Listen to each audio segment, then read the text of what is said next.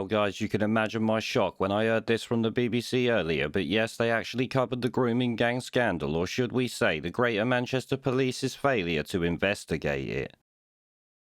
Now, obviously, being the BBC, they only really talk about the old bill and briefly mention the fact that it was gangs of men who did it, because this is the BBC and that's what they do.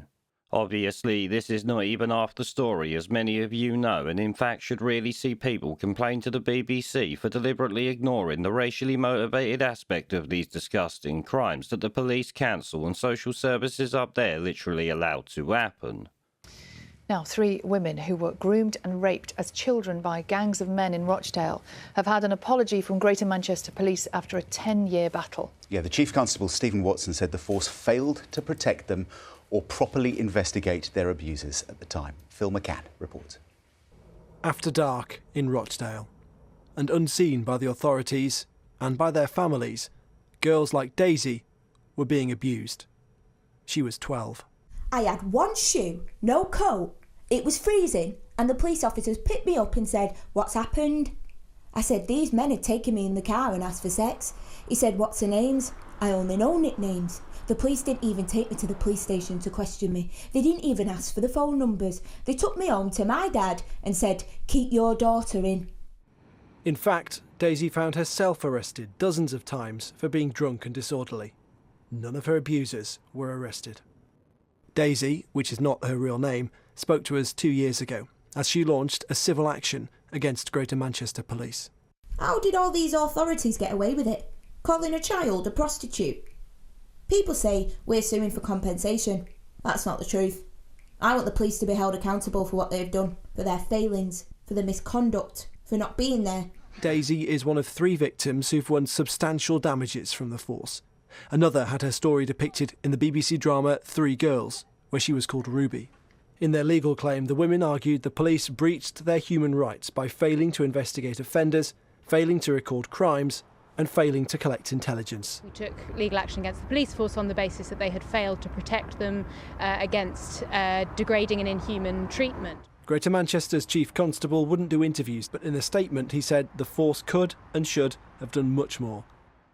He added, "We are committed to leaving no stone unturned to bring these offenders to justice, no matter the passage of time." The claims were settled before getting to court. A claim against the Crown Prosecution Service is still ongoing. Daisy said, "I don't know if I believe that Greater Manchester Police have really changed their ways, but I'm happy that they've taken into account their failings and there's finally been some accountability." Now, yes, it's good that the BBC covered this story, as they often ignore them, especially on broadcast TV, but like I said, they missed out important information on why the police failed to do their job, because the scumbags who committed these crimes happened to be the wrong race. You can be sure that if they was white men, the BBC would make a point of saying it's their white privilege that stopped the racist police officers investigating these crimes.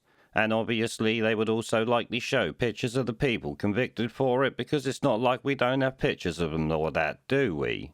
Actually shit, other media outlets reported on the case at the time with pictures, and some today are running stories about this scandal while showing the pictures, literally, of these convicted fuckpigs, so the BBC 100% has them.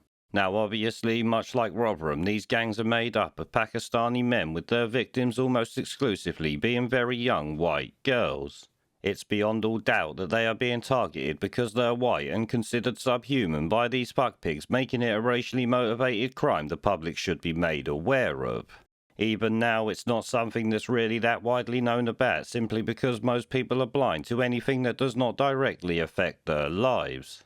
This is also not helped when the media skirt around the facts of it and focus on laying as much blame on the police as they can, while almost completely ignoring the disgusting twats who committed these crimes. Now, personally, myself, I think the police should be held criminally responsible for not arresting them, as I've literally said before. The way I see it is, by not doing their jobs, they essentially facilitated these crimes, which means they should be sitting in the dock alongside the beasts involved with it. Obviously, that's never going to happen, because this apology here is likely going to be the end of it now, which just really pisses me off even more. So I guess it's a partial well done to the BBC for even mentioning it, but like I said, they did a piss poor job of it as per usual.